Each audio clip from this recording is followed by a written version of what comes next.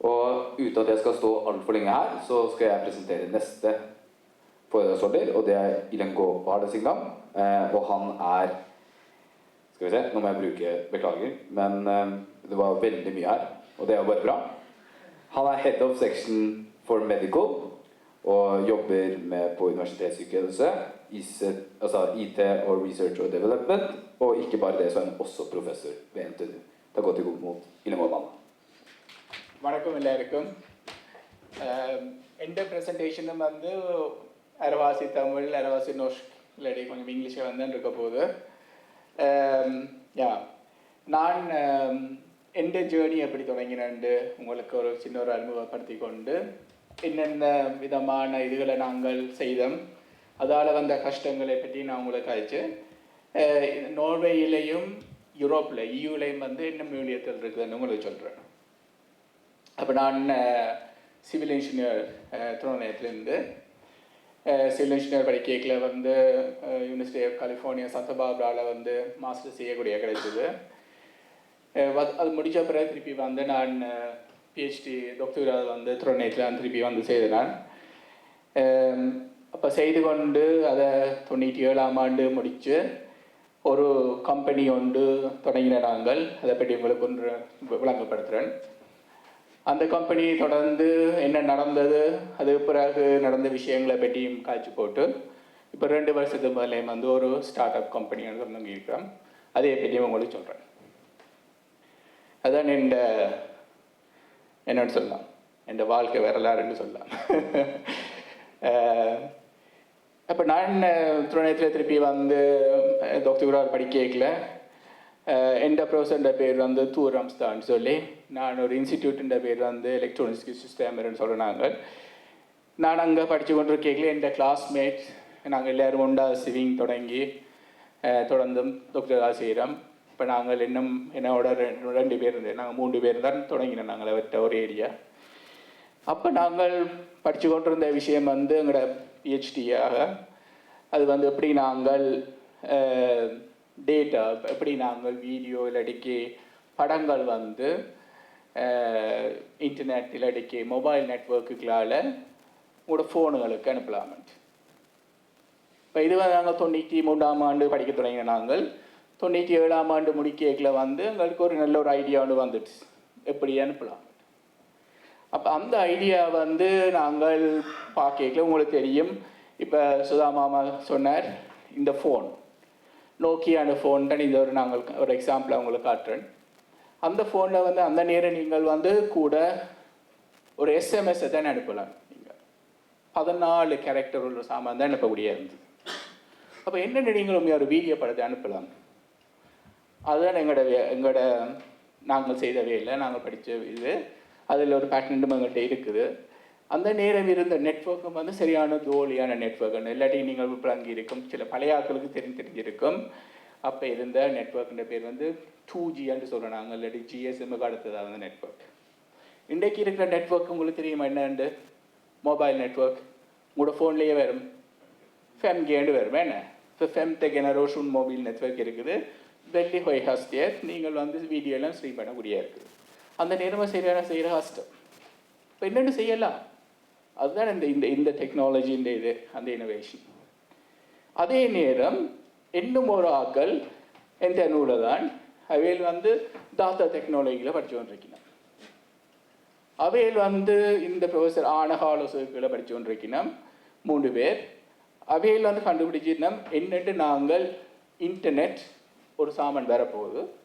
இப்போ 93ஆம் ஆண்டு முதல் தரம் நான் NTNUக்கு உண்மையிலே வெப் மாஸ்டர் இருந்தேன். அப்போ இன்டர்நெட் இப்படி ஒரு சாமான் வரப்போகுது. இப்போ நிறைய பேர் கொஞ்ச நாள் இன்டர்நெட்டை பாய்க்கு தான் போயினோம். எங்களுக்கு தெரியாது இவ்வளோ பெருசாக வரப்போகுதுன்னு நேரம். இப்போ டெவலப் கான்டென்ட், அதாவது வந்து நீங்கள் டெக்ஸ்ட் வீடியோ ஆடியோ அதில் எல்லாம் வரப்போகுது. இப்போ வந்தது என்றால் அது என்னென்று ஈஸியாக்களுக்கு கொடுக்கலாம். அப்போ அதை பற்றி படித்து கொண்டு இருந்துச்சுன்னா அப்படி ஒரு மெத்தடை வந்து கண்டுபிடிச்சிச்சுன்னா இன்டர்நெட் சர்ச். இது வந்து கூகுள் வர முதல் உலகத்திலேயே ஆகலும் பெரிய இன்டர்நெட் சர்ச் அந்த நேரம் alltheweb.com. இந்த சைட் இப்போ இல்லை, நீங்கள் சும்மா சர்ச் பண்ணி பார்த்தீங்கன்னா அந்த ஹிஸ்டரியை போடுவீங்க. அந்த வெப்சைட் வந்து அது பெரிய ஒரு 4-5 பெரிய சர்வர்கள் எல்லாம் போட்டு அவை செய்து கொண்டு இருந்துச்சுன்னா, இந்த 2 பக்கத்தாலையும் இப்படி நாங்கள் வேலை செய்து கொண்டிருக்கிற நேரத்தில் அங்கே நேரத்தில் அநேகமாக நீங்கள் பார்ப்பீங்க நிறைய சனங்கள் வருவீங்க. இன்வெஸ்டராக்கள் என்ன நடக்குது, என்ன செய்கிறாங்களோ அங்கே என்று சொல்லி பார்த்து கொண்டு போகிறது 2 பேர் வருவீனம் ஆக்கள், 2 பேருக்கான பேர் வருவீனம். எங்கள்கிட்ட ஒரு ஆள் வந்து அறிவார், ஹான்ஸ் கியூதகுதஸ்ன்னு சொல்லி. அவர் வந்து ஃப்ரெட்ரிக்ஸாலே இருக்கிறவர். அடிக்கடி வந்து போய் கொண்டிருப்பார். அங்கே வந்து காங்கன் வழி தெரிவார். என்ன செய்யுங்கள், ஒரு நாள் எங்கிட்ட வந்து காய்ப்படிங்க என்ன செய்கிற அதுன்னு சொல்லி கேட்டுருக்க. அவர் என்னென்றால் அவர் ஒரு ஏர்லி ஃபேஸ் தீலி ஃபாஸ் இன்வெஸ்டர். இன்ட்ரெஸ்டிங்கான ஐடியாக்கள் எங்கே இருக்குன்னு சொல்லி பார்க்குறதுலாம் நெட்ட வேலை. ஸ்கவுட்டிங்னு சொல்கிறோம் நாங்கள், ஸ்பைடர் மாதிரி தெரிவார். கீதை வந்து எங்களோட காய்ச்சி சொன்னார், இது ஒரு நல்ல ஒரு விஷயமா இருக்குது, ஒரு கம்பெனி ஸ்டார்ட் பண்ண என்னன்னு சொல்லி. இப்போ கீதை வேறு எங்களுடைய காய்க்க அதே நேரம் ஹாலோஸ்டையும் காய்ச்சார். காய்ச்சி தான் அந்த கம்பெனி தொடங்கின நாங்கள். ஃபாஸ்ட் சர்ச் அண்ட் ட்ரான்ஸ்ஃபர் 1997ஆம் ஆண்டு. அந்த நேரம் உங்களுக்கு தெரியும், நான் பிறகு வந்து காய்க்கிறேன். காசு முக்கியம். காசு இல்லாட்டிக்கு இந்த வேலையில் அடுத்த கட்டத்துக்கு போகாது. அப்போ இப்படியான ஆட்கள் ஒன்று, நான் பெரிய பணக்காரனாக இருக்கணும், நான் 10 ஸ்டூடெண்ட் 5 சதம் இல்லை. ஆனால் இந்த 2 இங்கிலீஷ்காரங்கள் ராபர்ட் கைத்தன் தாமஸ் ஃபாசிலும் வந்துச்சுன்னா இவர் 2 ஃப்ரெண்ட். அவங்க கொஞ்சம் காசு வச்சுருந்தாங்க, இன்வெஸ்ட் பண்ணிச்சு கம்பெனியில். அந்த கம்பெனி நாங்கள் வந்து 4 பேர் வேலை செய்ய தொடங்கினாங்க. இப்போ நான் படித்து முடித்து பிரிங்கில் கொந்தூர், நானும் என் 3 ஃப்ரெண்ட்ஸும், ஒரு சிஇஓ ஒரு ஆள் எங்களுக்கு எதிராக இருந்தார். 4 பேர் உள்ள பேர் அதில் குயிக்காக நாங்கள் 250 பேராக மாறினோம். ஒரு 5 வருஷத்தில் கம்பெனி சரியான பெருசாக வளர்ந்து. ஆனால் கம்பெனி வளர்ந்த அதே நேரம் கம்பெனி வந்து ஒரு நேரத்துக்கு வந்த உடனே கம்பெனிக்கு வந்து கூட இன்வெஸ்டர்ஸ் எல்லாம் வந்த உடனே கம்பெனியை பார்த்துச்சு நம்மங்களை, அதாவது வந்து எங்கடா ஐயர் இதை வந்து நாங்கள் விற்க போகிறோம்ண்டு மைக்ரோசாஃப்ட்டு இருந்துச்சு. 2008ஆம் ஆண்டு கிட்டத்தட்ட 10 வருஷத்துக்கு பிறகு கம்பெனி தொடங்கி $1 மில்லியன் அமெரிக்கன் டாலருக்கு கம்பெனியை மைக்ரோசாஃப்ட் வேண்டிச்சு. இந்த கம்பெனி பேமெண்ட் ஃப்ளோவில் இருக்குது. அதுக்கு பேர் மைக்ரோசாஃப்ட் டெவலப்மெண்ட் சென்டர்ன்னு சொல்லி வீக்லிங்ஸ் ஆஃப் டெய்லி மைக்ரோசாஃப்ட்டுக்கு அந்த கம்பெனி இன்னும் இருக்குது. இப்போ மைக்ரோசாஃப்ட் வந்து கூட ஏஐ அதில் வந்து பாதிச்சு கொண்டு இருக்கணும் அந்த கம்பெனியை வச்சு. நான் வேலை செய்த டிவிஷன் எப்படி போச்சு உங்களுக்கு அதையும் விளங்கப்படுத்துகிறேன். பெரிய காசு நீங்கள் பார்த்துருப்பீங்க, $1 மில்லியன் நேக்கில் கிட்டத்தட்ட $10 மில்லியன் தேமிய கையர். ஆனால் எங்களுக்கு அவ்வளோ பெருசு காசு வேற ஆகுது. இப்போ நீ காசை மட்டும் யோசிங்களேன்னு சில நீங்கள் பெரிய பணக்கான வர மாட்டீங்கள் தொடங்கிக்கல. அதுகள் நீங்கள் பிறகு படிப்பீங்கள். நான் என்ன விட விட்டேன், நான் எனக்கு என்ன தெரியும் விட்டேன். ஆனால் எந்த டிவிஷன் வந்து நான் வந்து இன்டர்நெட் வீடியோ டேட்டா இதில் தான் ட்ரான்ஸ்ஃபர் பண்ணுறது. இவர் சொன்னார், ஒரு ஆள் வந்த ஸ்டீவ் ஜாப்னு சொல்லி, அவர் கொண்டு அந்த ஃபோன் ஐஃபோன் தான் அந்த மார்க்கெட்டே மாற்றினது. அது எப்போ வந்தது யாருக்கும் தெரியுமோ? முதலாவது ஐஃபோன் அப்போ வந்தது பெரிய டிஸ்பிளே ஓட வந்தது 2007ஆம் ஆண்டு. 2007ஆம் ஆண்டு தான் வந்து நாங்கள் படித்த டெக்னாலஜியில் நாங்கள் வச்சிருக்கிற சாமான் வந்து ஏர்லியாக வந்துட்டு மார்க்கெட். டைம் டு மார்க்கெட்னு ஒன்று இருக்கு, ஒரு கான்செப்ட். எப்போ நீங்கள் ஒரு சாமானை வந்து தேவை, அந்த தேவையை வந்து எப்போ நான் விட்டால் வந்து பூர்த்தி அடையும், அதுக்கு ஒரு மார்க்கெட் இருக்குன்றது வந்து அது சரியான முக்கியம். இப்போ நீங்கள் இன்னொரு ஐடியா வச்சுருந்தாலும் இந்த டைம் டு மார்க்கெட்டை வந்து நீங்கள் மிஸ் பண்ணிட்டீங்களென்றால் நீங்கள் கஸ்டமர் எடுக்க மாட்டீங்க, ஒருத்தர் உங்களை பே பண்ண மாட்டாங்க. ஸ்டார்பாக்ஸ் எப்படி தொடங்கினேன், இவர் சொன்னார் கேஎஃப்சி எப்படி தொடங்கினேன்னு சொல்லி. ஸ்டார்பாக்ஸ் நீங்கள் வெளியால் போய் கோப்பி குடிக்க போகிறீங்கன்ற அந்த கல்ச்சர் வந்து நீங்கள் சைனாவில் தொடங்கியிருந்தீங்க என்றால் 10 வருஷத்துக்கு முதல்ல ஒருத்தருக்கு போய் குடிச்சிருக்க மாட்டீங்க. கோப்பி வழியால் போய் குடிக்கிறே இல்லை, இந்த பழக்கம் இல்லைங்க. ஆனால் அமெரிக்காவில் முதல் ஸ்டார்பாக்ஸ் தொடங்கியல ஒருத்தரும் போய் குடிக்கல. ஏன்னா அவருக்கு ஒருத்தரும் தெரியாது. ஒரு அப்படி அவர் சொன்ன மாதிரி அப்படி ஒரு கிந்த குரூப்பே இல்லை.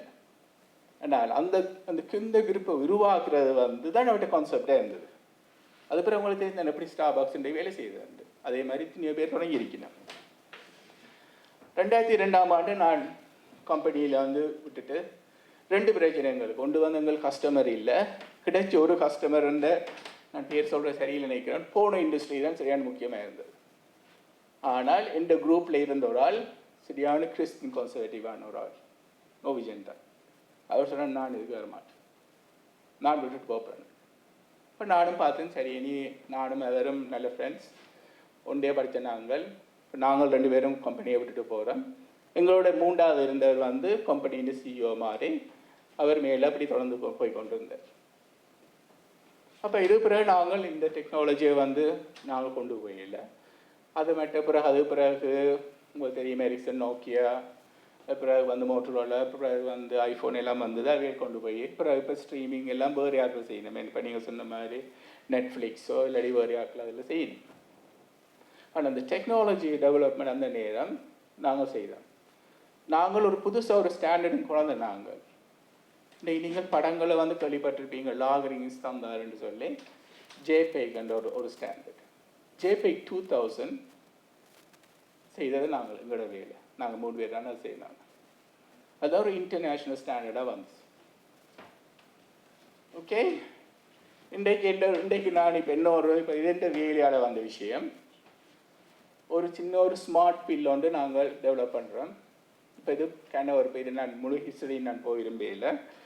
இது வந்து கூடுதலாக வந்து இன்ட்ரெஸ்டிங்காக இருக்கும். என்னென்றால் சில பேர் இங்கே வந்து 2வது முக்கியமான கேன்சர் கிரெஃப்ட் வந்து தைராய்டு கேன்சர், குடலில் வர்ற கேன்சர். அந்த தைராய்டு கிரெஃப்ட் அதில் வந்து நீங்கள் கண்டுபிடிக்கிறேன்றால் ஆஸ்பத்திரி போய் நீங்கள் ஒரு குளோனோஸ்கோபி என்ற ஒரு இது ஒன்று செய்ய வேணும். அந்த இது வந்து கொலோனோஸ்கோபி நீங்கள் ஆஸ்பத்திரி போய் செய்கிறது வந்து உங்களுக்கு என்னமா இண்டிகேஷன் வேற வேணும். ஏன்னா உங்களுக்கு அது ப்ளர்னிங் அப்படி வந்தால் தான் நீங்கள் ஆஸ்பத்திரி போகக்கூடிய. ஆனால் ப்ளர்னிங் அதில் வந்து கண்டால் உங்களுக்கு வந்து டூ லேட், உங்களுக்கு ஏற்கனவே கிரெஃப்ட் வந்துடுச்சு. அப்போ கிரெஃப்ட் வேற முதல்ல நாங்கள் என்னென்ன கண்டுபிடிக்கலாம் என்றதான் எங்களோட இன்ட்ரெஸ்ட். எப்படி உங்களுக்கு அதை வந்து செய்யலாம் என்றால் அது வந்து ஒருத்தருக்கும் தெரியாது. எங்கள் உடம்புல என்னென்ன மாற்றங்கள் வருதுன்னு சொல்லி நாங்கள் ப்ளூ பிரிவில் கூட இது காட்டாது. ஆனால் ஒரு சின்ன ஒரு இன்ஸ்ட்ருமெண்ட், சின்ன ஒரு பில், ஒரு ஸ்மார்ட் பில், ஒரு பில்ல சென்சரையும் வச்சு ப்ளஸ் 2-3 அதர் சென்சரோடும் இருக்குது. அதை நீங்கள் விழுங்கினீங்கள் என்றால் அந்த படங்களை எடுத்து அனுப்பலாம் வழியாக. அந்த படங்களை பார்த்து இப்போ நீங்கள் கிறிஸ்டின்ஸ் லீகன்ஸ் இப்போ நீங்கள் கேள்விப்பட்டிருப்பீங்கள், அதையும் வச்சு நாங்கள் சொல்லக்கூடிய இருக்கும் உங்களோட பெருங்குடலில் வந்து ஃபெராந்திரிங்காக தொடங்கியிருக்காங்க. ஃபெராந்திரிங்காக தொடங்கி இருக்குது. சில ஃபெராந்திரிங்கர் வந்து கிரெஃப்டாக வர்றது சான்ஸ் இருக்குது. இப்போ உங்களுக்கு ஒரு சௌசீலியத்தோடு வந்து உங்களுக்கு சொல்லலாம், உங்களுக்கு கிரெஃப்ட் இப்போ இருக்கா, இல்லாட்டிக்கு இன்னொரு 3 வருஷத்தில் வர்றது சான்ஸ் இருக்கான்னு சொல்லலாம், இல்லை 2 வருஷத்தில் வர்றது சான்ஸ் இருக்கான்னு சொல்லலாம். இப்போ நீங்கள் என்ன செய்வீங்க, அப்படி இருக்குதுன்னா நான் இந்த பில்லை வந்து ஒரு 6 மாதம் ஒருக்கா சிலர் எடுக்க வேண்டியிருக்கும். ஃபெராந்திரிங்கள் வந்து தொடர்ந்து பார்த்து கொண்டிருக்கலாம்.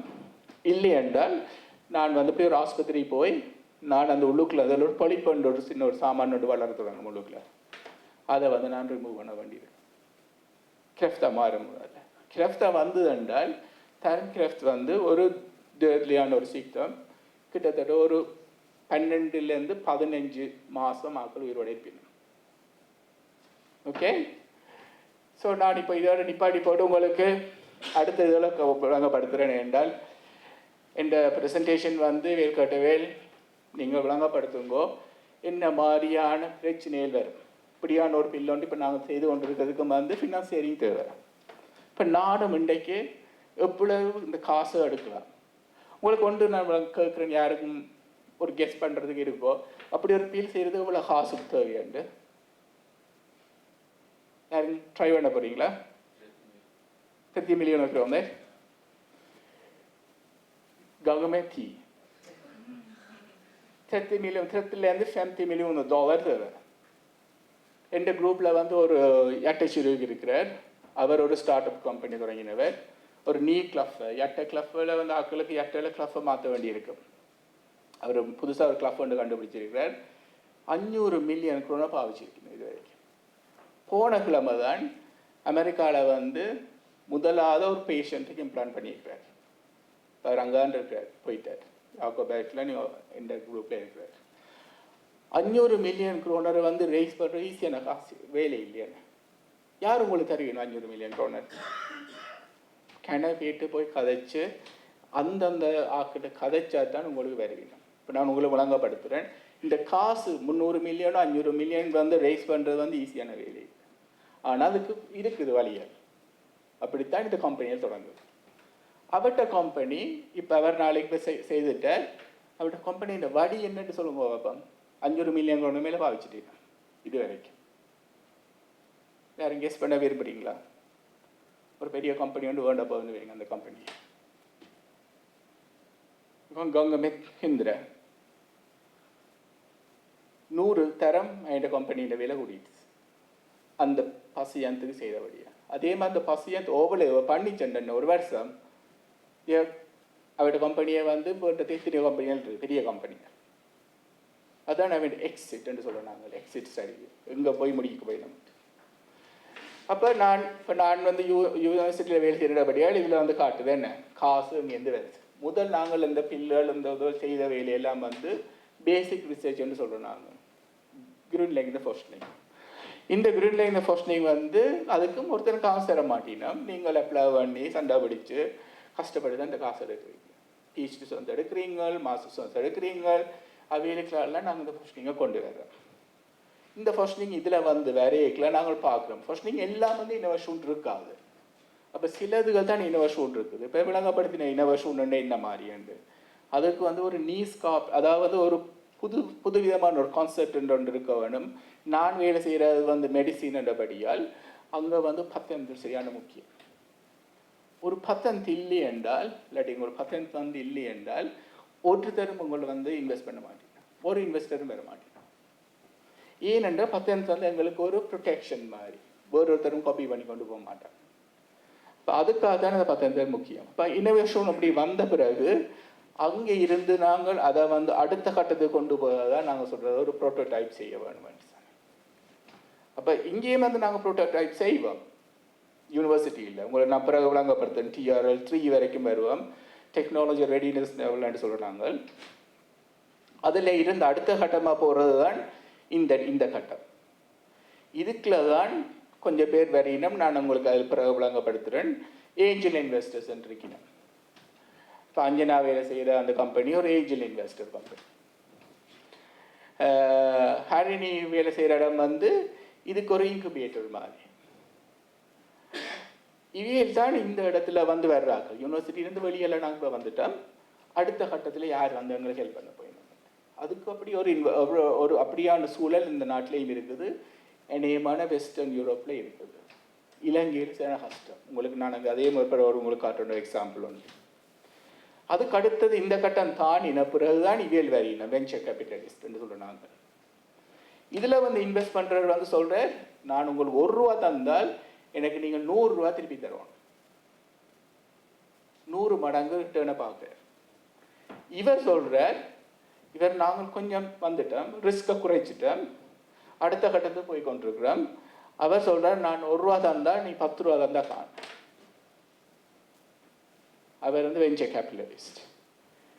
அவருக்கு பிறகு வர்ற ஆக்கள் தான் நாங்கள் சொன்ன ஈக்விட்டி என்று சொல்கிறோம். நாங்கள் வந்து ஒரு ஃபைனான்ஷியல் கம்பெனிஸ், பேங்க்ஸ் இதில் வந்து உங்களுக்கு தெரியல. அப்புறம் நாங்கள் சொல்லுவோம், இதை வந்து நீங்கள் பேர்ஸில் கொண்டு போய் போட போறீங்க.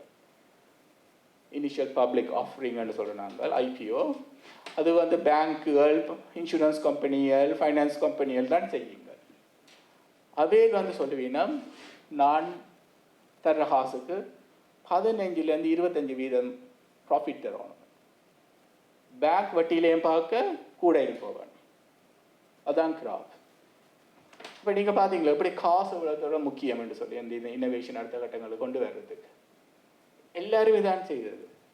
மார்க் ஜூக்கர்பர்க் ஃபேஸ்புக்கும் இதான் செய்தார், போக வேண்டியிருந்தது. ஸ்டீவ் ஜாப்ஸும் இதான் செய்ய வேண்டியிருந்தது. பில் கேட்ஸும் இதான் செய்ய வேண்டியிருந்தது. அப்போ இது வந்து அன்ஃபார்ச்சுனேட்லியாக இதான் நிலைமை. எல்லாரும் போக வேண்டியிருக்கும். இல்லைன்னா நீங்கள் வந்து ஒரு மில்லியார்டர் மகளாக இருக்கணும், இல்லாட்டி ஒரு மகனாக இருக்கணும். இனிமான ஆக்கள் அப்படி இல்லைன்னா நாங்கள் பழமையான ஆக்கள். இப்போ நான் முதல் வந்து காட்டின வந்து கூட அந்த ரிசர்ச்லேருந்து வர்றது இப்போ யூனிவர்சிட்டி அதுலேருந்து ஃபண்டிங்லேருந்து வர்றது இதை நான் உங்களுக்கு ஒரு யூசர் ட்ரிவன் அது வந்து ப்ரூக்க மேஜிக்க பண்ண இன்னோவேஷன். அப்போ இவர் சொன்ன மாதிரி ஒரு பிரச்சனையும் ஒன்று இருக்குது, அதை நான் சால்வ் பண்ண வேணும். ஆனால் நான் 25 வருஷம் வந்து யூனிவர்சிட்டிலேருந்து படித்து ஃபோஸ்டிங் செய்தெல்லாம் வர தேவையில்லை. யோசனைகள் வந்து நீங்கள் 2-3 வித்தியாசமான டெக்னாலஜியை கொப்ளோ பண்ணினீங்களே சில யோசனை பண்ணக்கூடிய இருக்கும். இப்போ அது வந்து நாங்கள் சொல்கிறாங்க பிரிக் ஸ்ட்ரீட் இன்னோவேஷன் சொல்லி அந்த லைஃப் சைக்கிள் வந்து உங்களுக்கு அதை நான் உங்களுக்கு எல்லாத்துக்கும் நான் விளங்கப்படுத்த தேவையில்லை. இதை நீங்கள் பார்த்தீங்களானே உங்களுக்கு வாங்கக்கூடிய இருக்கு. நோவேல எப்படி இருக்குது நீங்கள் பார்த்தீங்கன்றால் இப்படியான சாமான்களை வழியால் கொண்டு வர்றதுக்கு இங்கே மூலியத்து இருக்கா? ஓம் இருக்குது. இந்த நாட்டிலையும் வந்து காசு எடுக்கலாம், ஒவ்வொரு சில்லர் இருக்குது. அதாவது நீங்கள் ஒரு ஐடியா சரியான ஏர்லியாக இருந்தேன். இப்போ நான் இன்னொரு ஐடியா இருக்குது யூனிவர்சிட்டியில் நான் ஒரு சும்மா தனியாக ஒரு ஆள் இல்லாட்டி ஒரு சின்ன கம்பெனி வந்து ஸ்டார்ட் பண்ணுறதுக்கு சான்ஸ் இருக்குது என்றால் நான் வந்து என்னேமா போக வேண்டிய இடம் வந்து ஃபோஸ்னிக்ஸ் ரோட், நோர்கேஸ் ஃபோஸ்னிக்ஸ் ரோட் தான் முதலாவது நீங்கள் போய் தட்ட வேண்டியது. அவியல் வச்சிருக்கணும் கென ப்ரோக்ராம்கள் வந்து சின்ன கம்பெனி ஏர்லி ஃபேஸ் இன்வெஸ்டர் ஒரு ஐடியாவில் ஒரு ஆளுக்கு வந்து காசு கொடுக்குறது. நீங்கள் சர்க்கை பண்ண வேணும்.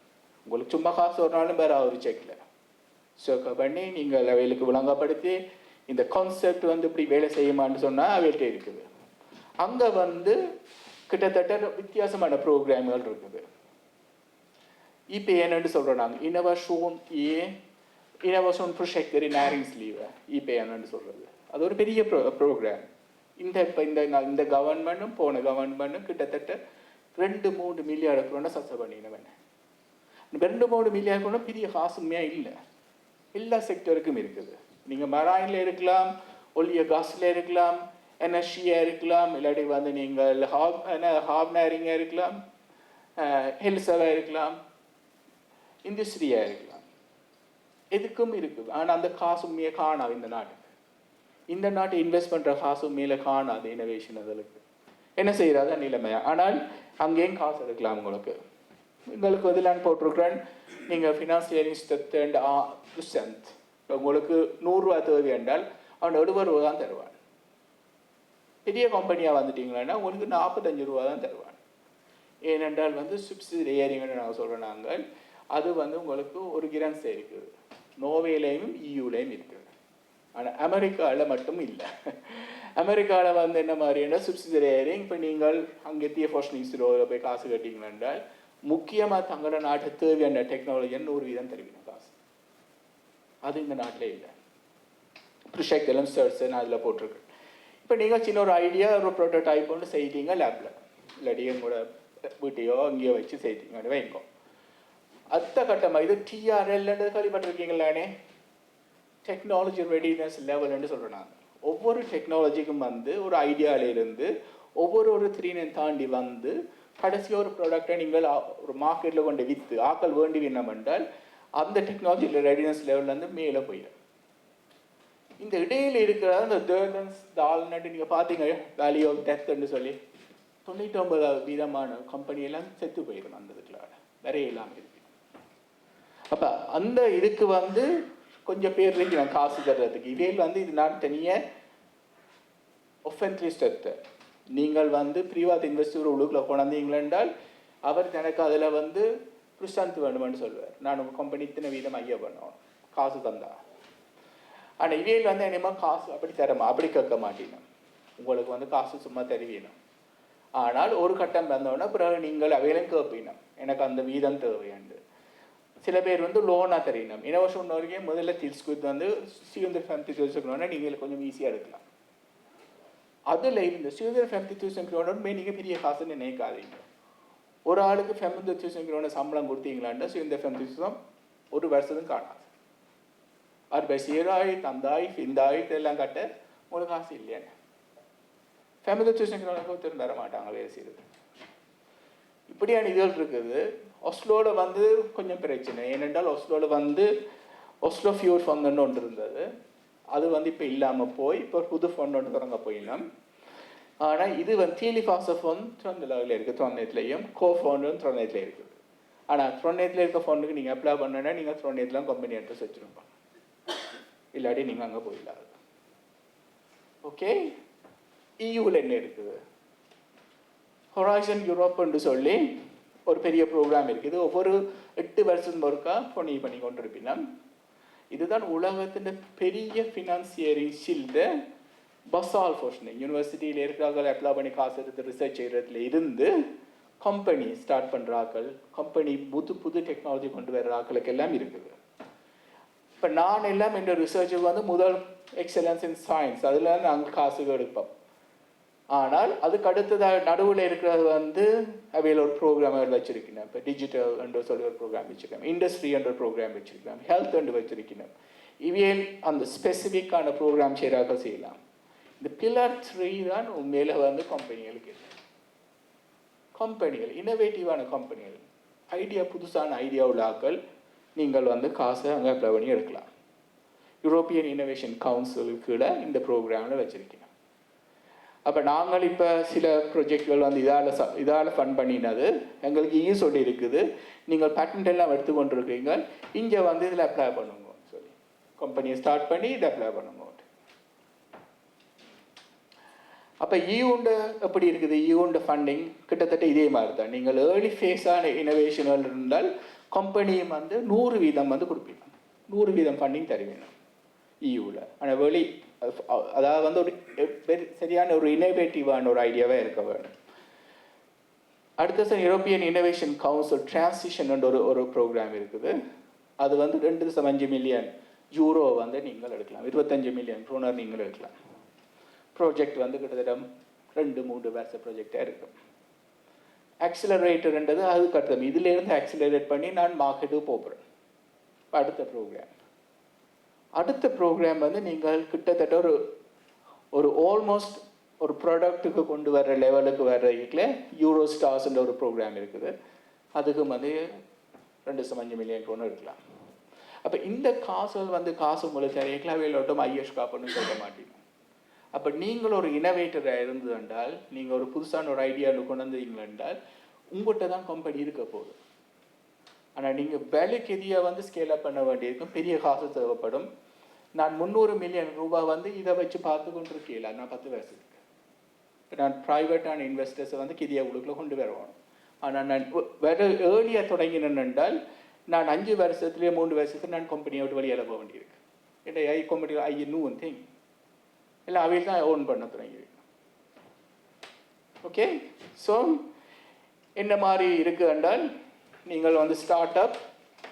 அப்போ நாங்கள் இதை சொல்கிறாங்க, இதை விட தெரியுது இல்லை, ஃபேமிலி ஃப்ரெண்ட்ஸ் அண்ட் ஃபூல்ஸ் அவையில் தான் உங்கள் முதல் காசு. உங்களோட குடும்பம் தான், உங்களோட அப்பா, உங்களோட அம்மா, இல்லாட்டி உங்களோட அண்ணா, உங்களோட சொந்தக்காரர், இல்லாட்டி ஃப்ரெண்ட்ஸ். தம்பி ஒரு கம்பெனி ஸ்டார்ட் பண்ண வேணும், கம்பெனி ரேஸில் பார்த்து 30,000 கொண்டு வேணும். வகையில் இந்த 30,000லேருந்தே ஒரு கொஞ்சம் காசை போட்டு உங்களுக்கு தெரிய வைக்கணும். அவையில் தான் உங்களுக்கு முதல் வந்து ஹெல்ப் பண்ணுறாங்க. அது ஃபேமிலி ஃப்ரெண்ட்ஸ் அண்ட் ஃபூல்ஸ் தான் சொல்கிறேன். அதான் முதலானாங்க. அதில் இருந்து ஏஞ்சல் இன்வெஸ்டர்ஸ் வந்து இப்போ 5 கைப்போகிறேன் அவையோட கம்பெனியை. அவையில் சொல்லிங்கன்னா நான் 100 மடங்கு ரிட்டர்ன் ஆஃப் இன்வெஸ்ட்மெண்ட், நான் தர காசு 100 மடங்கு தந்தால் ப்ளஸ் அந்த கான்செப்டும் பார்த்து உங்களுக்கு காசு அறிவிக்கணும். ஆனால் காசு அறிவிக்கலையும் கேட்பேன், எனக்கு இவ்வளோ தூரம் எனக்கு அக்ஷத்தை வேணும் உங்களோட கம்பெனியில்.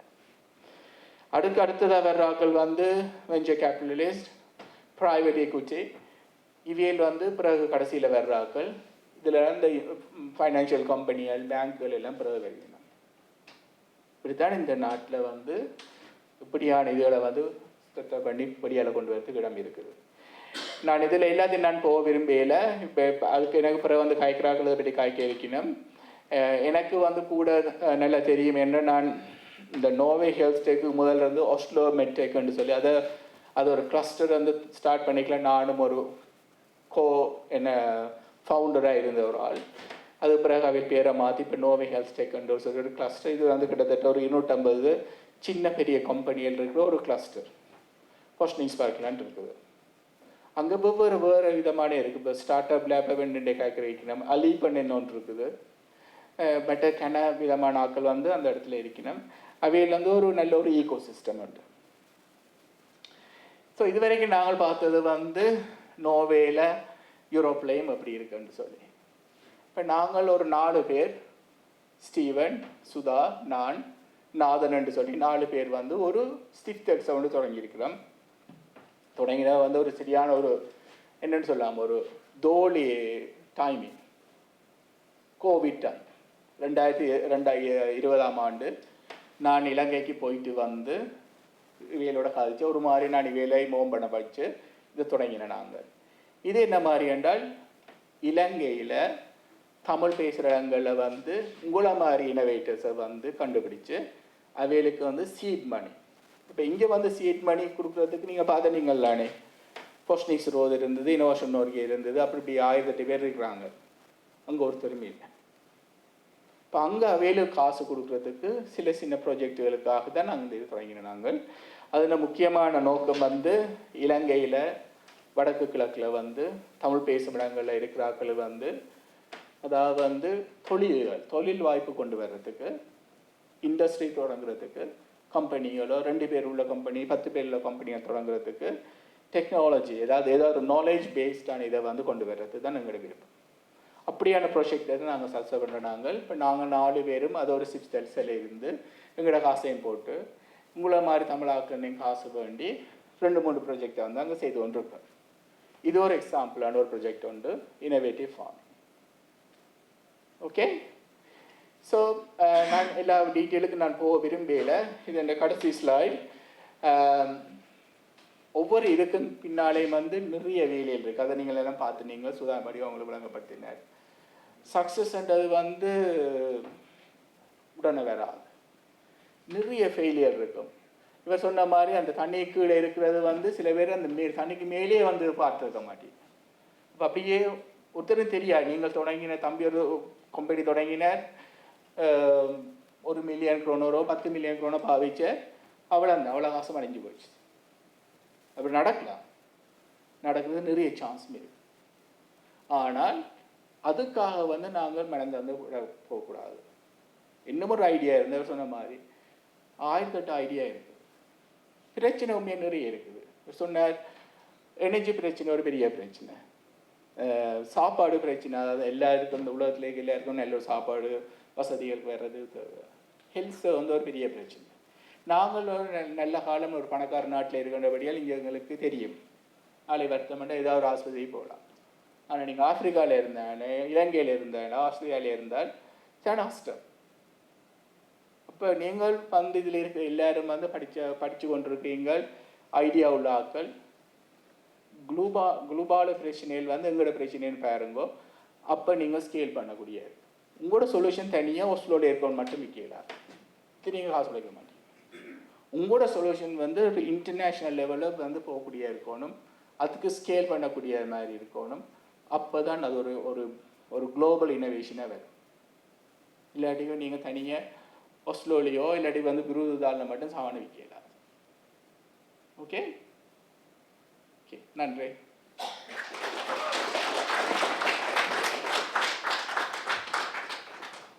Tusen takk, Ylva mamma. Er det noen spørsmål? Nei, veldig bra. Da går vi videre.